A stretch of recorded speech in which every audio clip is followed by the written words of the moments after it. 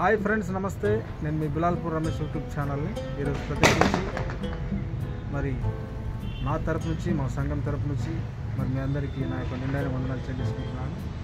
మరి ఈరోజు వీడియో తీయడం కారణం ఏంటంటే, మరి 11th నుంచి 16 వరకు దారూర్ జాతర ఉంటుంది. 11th నుంచి 16 వరకు దారూర్ జాతర ఉంటుంది. మరి దాని యొక్క అప్డేట్ మీకు ఇవ్వడానికి నేను వీడియో తీయడం జరుగుతుంది.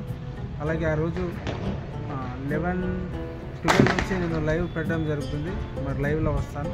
మరి అందరూ నన్ను లైవ్లో చూస్తారు. మరి అక్కడ జరిగే కార్యక్రమాలన్నీ మీరు లైవ్లో చూస్తారు.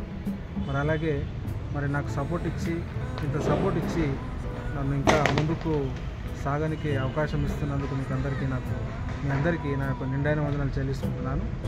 మరి అలాగే మరి ఈ యొక్క వీడియో మీకు నచ్చినట్లయితే లైక్ చేయండి, అలాగే షేర్ చేయండి, నా యొక్క ఛానల్ని సబ్స్క్రైబ్ చేసుకోండి.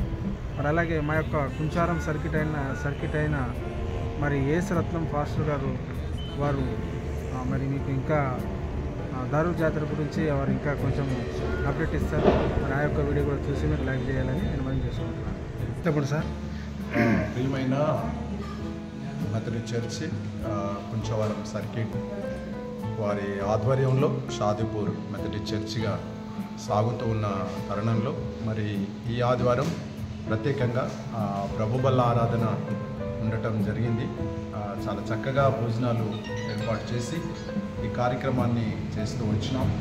కాబట్టి సంఘానికి, సంఘ పెద్దలకి కూడా యేసుక్రీస్తు నామంలో వందనాలు తెలియజేస్తున్నాం. ఆ విధంగానే మరి వచ్చే మాసం 11 నుంచి 16 వరకు దారూర్ జాతర ఉంటుంది. దానికి గాను మా సంఘ లేమినయ్య గారు మరి వచ్చే అతిథులైనటువంటి వారికి, మార్గస్థులకు అందరికీ కూడా భోజనాలు ఏర్పాటు చేస్తూ వచ్చినారు. మూడవదిగా పాసనేజ్ ఇక్కడ కట్టబడుతూ ఉంది.